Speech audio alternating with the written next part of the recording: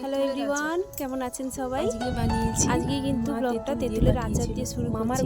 শাশুড়ি মা ঘরে নেই, আগের ব্লগে জানিয়েছি মা বাবা বাড়িতে গেছে। গুড় দিয়ে তেঁতুলের আচার করেছিলাম, একটু বাবার জন্য দেব, মানে তুলে রাখবো কাঁচের জারে, আর একটু ঘরের জন্যই রাখবো। তেঁতুল আচারটা করেছিলাম, বলেছিল যে খেতে ভালো লাগে আমার হাজবেন্ডের, আমার বাবুনও খাই একটু। আমরা তো মুড়ি খাই, মানে আমি খাই না, আমার অ্যাসিড করে, মানে আমাদের ঘরে সবাই তো মুড়ি খায়, একটু আচার দিয়ে খেতেই ভালোবাসে।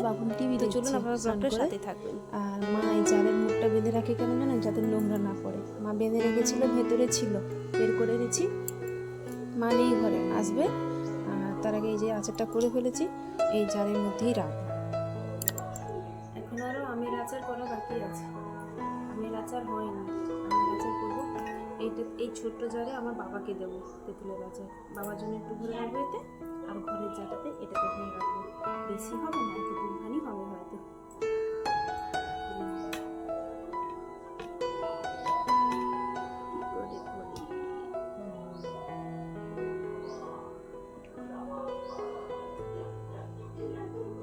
বড় চামচ হলে ভালো হতো, ছোট্ট।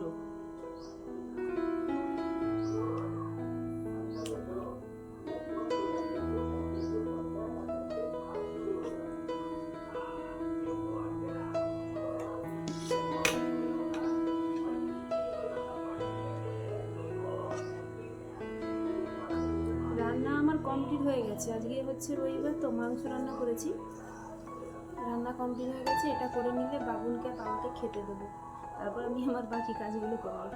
আর বাবুনের বাবা কাজে গেছে, দেরি হবে আসতে।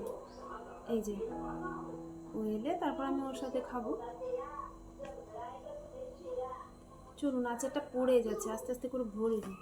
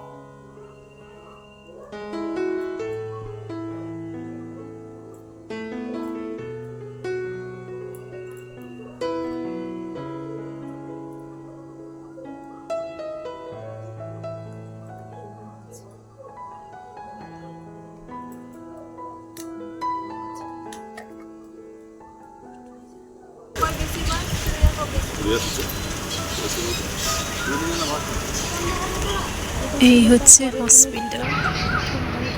কোনো বাজ বিচার কোনো কিছু করবি না, কোনো কিছু বলবি না। ভিতরে ঢুকবোই না, ওদেরকে বলার সুযোগই দেবো না। যত বলবে এড়িয়ে চলবি, কোনো অসুবিধা নেই। কাজটা হতে চান্স খুবই কম। পুরো শান্ত থাকো, এর সময় আসবে, সময় যা করা করো। দেখি এখানে বসেছে ভাই, এসছে ওইখানে গাড়ি। আমার হাজব্যান্ড আসতে পারেনি, শাশুড়ি মা ঘরে নেই বলেইছিলাম।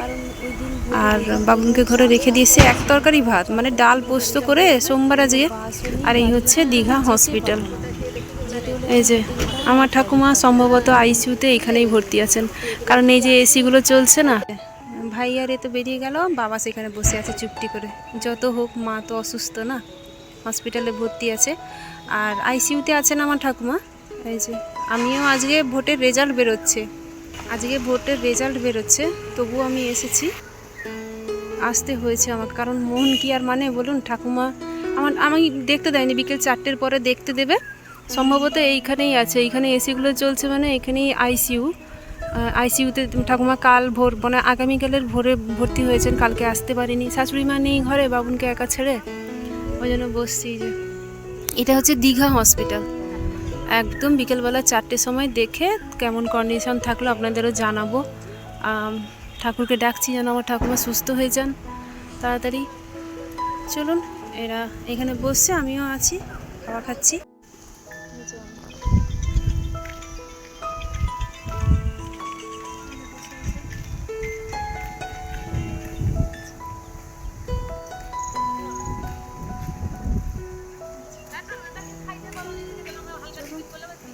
পরে কথা হচ্ছে বাড়িতে পৌঁছাবো কখন তো ঠিক নেই, রাত হয়ে যাবে নিশ্চয়ই। বাবুনের বাবা নিতে আসবে, আজকে ভোটের রেজাল্ট বেরোচ্ছে।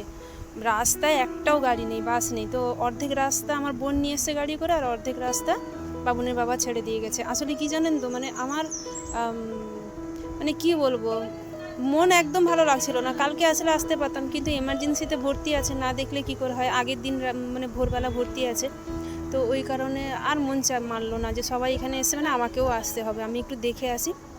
তো সোমবারের দিন সকালবেলা তাড়াহুড়ো করে রান্না করলাম। মা বললো যে ঠাকুমার শরীর খুবই খারাপ, এসে একবার দেখা করে যা। শাশুড়ি মাও ঘরে নেই, খুব তাড়াহুড়ো করে বেরিয়ে এসেছিলাম। এসে তারপর তো আইসিইউতে সবসময় ঢুকতেও দেয় না, দেখতেও দেয় না। অনেকেই আমরা এখানে আছি, প্রত্যেকে এসেছি, পিসিমণিরাও আছে, পিসিবাবু আছে, আমার বড় ছোট প্রত্যেকেই আমরা এখানে আছি। শুধু বাবুনের বাবা আসতে পারেনি, কারণ বাবুনের বাবা ঘরে লক্ষ্য রাখছে, বাবুন আছে, তারপর আমার শ্বশুর বাবারও শরীর খারাপ, খুব একটা ভালো না। এই কারণে আমি একা এসেছি। এসে মানে কিছু খেয়েও আসি, সকাল সকাল তাড়াহুড়ো করে একটু রান্নাবান্না করে ওদের জন্য রেডি দিয়ে চলে এসেছি। এই যে এই জায়গাটাতে ঠাকুমা আছে, কারণ ঠাকুমা আমার যে ভর্তি আছে ওখানে কিন্তু এসি চলছে, তো এসি রুমের মধ্যে আছেন কাকু, এই পেছনেই হবে কোথাও। আর আমরা এসে এখানে বসে আছি। একটু শুনলাম যে ঠাকুমা ভালো আছে, ভালো থাকার পর আমরা ওখানেই বসেছিলাম, হাসছিলাম, তারপর অনেক গল্পও করছিলাম, যে ঠাকুরকে ডাকছিলাম যে ভগবান ঠাকুরগুলোকে ঠিক করে দাও, 4টি দিনের জন্য আপাতত ঘরে নিয়ে যাই। কারণ সেই 1 বছর আগে দেখা করেছিলাম, মনটা ভীষণই খারাপ পিছনের বাড়িতে, সেই যে গেছে। তারপরে আজ পুরো ফাঁকা দীঘা, তাড়াহুড়ো করে পুরো দীঘা ফাঁকা। রেজাল্ট বেরোচ্ছে, এই যে আগে দেখা করতে দেবে না। এখন এই যে হসপিটাল। কিছু খেয়ে আসেনি, খিদেও পাচ্ছে। মাকে বলছি চলো কোনো দোকান খোলা আছে নাকি দেখি, একটু নাস্তাই খেয়ে নিই, আমার প্রচণ্ড খিদে পাচ্ছে। চলুন।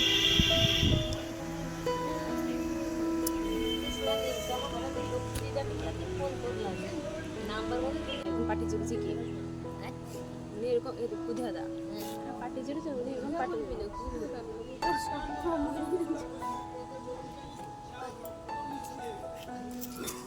ଗୋଟେ ଚେନ୍ ଖୋଲେଇଛି, ଗୋଟେ ଆଙ୍ଗୁଠି ଖୋଲେଇଛି, ଦୁଇ ପଇସା ବ୍ୟାଙ୍କରେ ରଖିଦେଇଛି, ଗୋଟେ ଘର ଖୋଲେଇଛି, ସବୁ ଭାବୁଛି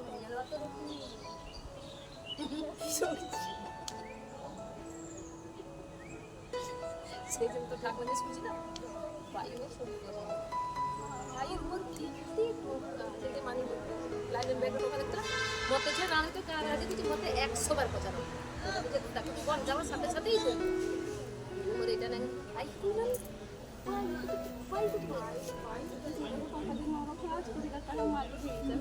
ভাই ভাই 4টে বাজে, ভাই যাচ্ছি, যে চলে আয়, দেখা করার টাইম হয়ে গেছে, দেখতে যাবি কিনা। ভেতরে তো মনে হয় ভিডিও করতে দেবে না, পরে দেখে এসে বলছি কেমন আছে ঠাকুমা।